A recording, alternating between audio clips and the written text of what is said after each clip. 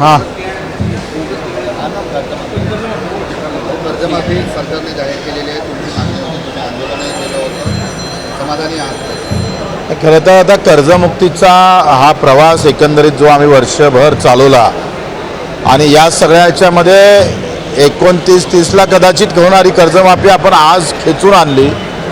यामध्ये आमच्या कार्यकर्त्याचं, शेतकऱ्याचं आणि खास करून मीडियाचं या सगळ्यांचं मी आभार मानेल. आमचे राजूजी शेट्टी असेल, वामनराव चटप असेल किंवा महादेवराव जानकर, नवलेजी असेल, याच्यासह जे प्रहारच्या कार्यकर्त्यांना जे मेहनत घेतली आणि सातत्यानं 1 वर्ष असं नाही आहे का एका ठिकाणी आंदोलन केलं, 2 दिवस आंदोलन केलं, आम्ही संपवलं असं नाही. आम्ही वर्षभर हे आंदोलन चालू ठेवलं. 350 सभा, किमान 500-600 किलोमीटरचा पैदल प्रवास, एकूण 10 ते 11 दिवसाचं अन्नत्याग आंदोलन आणि त्यानंतर नागपूरचा चक्काजाम. ह्या खऱ्या अर्थानं ह्या टर्निंग पॉईंट ठरला. नागपूर जाम केला आणि सरकारचं तोंड उघडायला सुरुवात झालं. सरकारनं तारीख दिली, त्या तारखेवर सरकारनं कर्जमाफी केली, मुक्ती केली. म्हणून सरकारचं मी आभार मानतो. याच्यामध्ये सगळ्यात मोठा वाटा एकनाथजी शिंदे साहेबांचा आहे. त्यावेळेस मिटिंग जेव्हा आमची CM साहेबांसोबत चालू होती तेव्हा अजितदादा पवार, देवाभाऊ फडणवीस आणि एकनाथजी होते आणि तेव्हा एकनाथजीने जो रोल खऱ्या अर्थानं तिथं निभवला तो फार महत्त्वाचा होता आणि त्यामध्ये मोठा वाटा एकनाथजी शिंदे साहेबांचा आहे. आता तर मी देवाभाऊला पण त्यांचाही आभार व्यक्त करेल. आता जुन्या कर्जदार जरी माफ झालं तरी नवीन जर कर्जदार असेल तर त्याला माफी मिळणार आहे. प्रोत्साहन निधीमध्ये काही अटी कमी झाल्या आहे.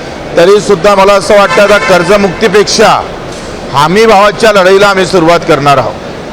कारण आखरी कर्जमाफीमध्ये डोक्यावरचा बोजा कमी होते, पैसे खिशात काही येत नाही आणि खिशातले येणारे पैसे सरकार कुठं थांबवते का याच्यावर आम्ही पूर्ण नजर ठेवणार आहोत. हमी भावाची लढाई अधिक मजबूत करणार आहोत आणि त्याच्यासाठी पूर्ण प्लॅनिंग आमचं तयार आहे. त्या पद्धतीनं आम्ही समोर जाऊ. लढावंच लागेल. सरकार त्याच्याचसाठी आहे आणि सरकारची कधी कधी कान उघडणे सामान्य शेतकरी मजुरासाठी करावं लागतं. ते आम्ही करत राहू.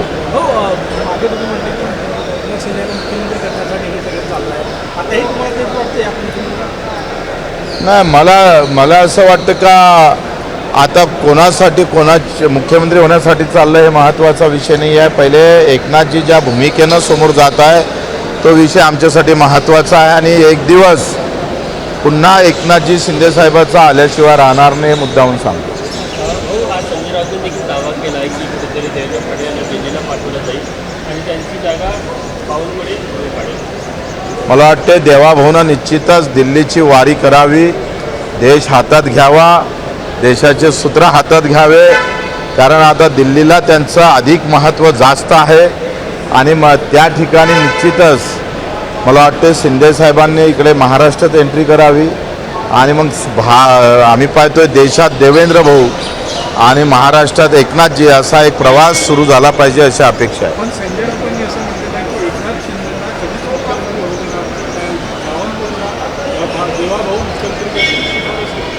तर संजय भाऊचा भविष्यवाणी कुठंच कधी खरी ठरली नाही. त्याच्यानं त्यांनी कोणत्या आता ज्योतिषाजवळ हात पाहिला, त्यांचा पाहिला का कोणाचा पाहिला माहीत नाही.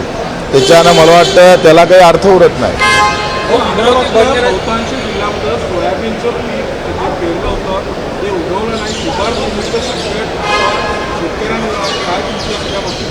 मला वाटतं जन्मठेप केल्या पाहिजे या कंपनीतल्या लोकांना.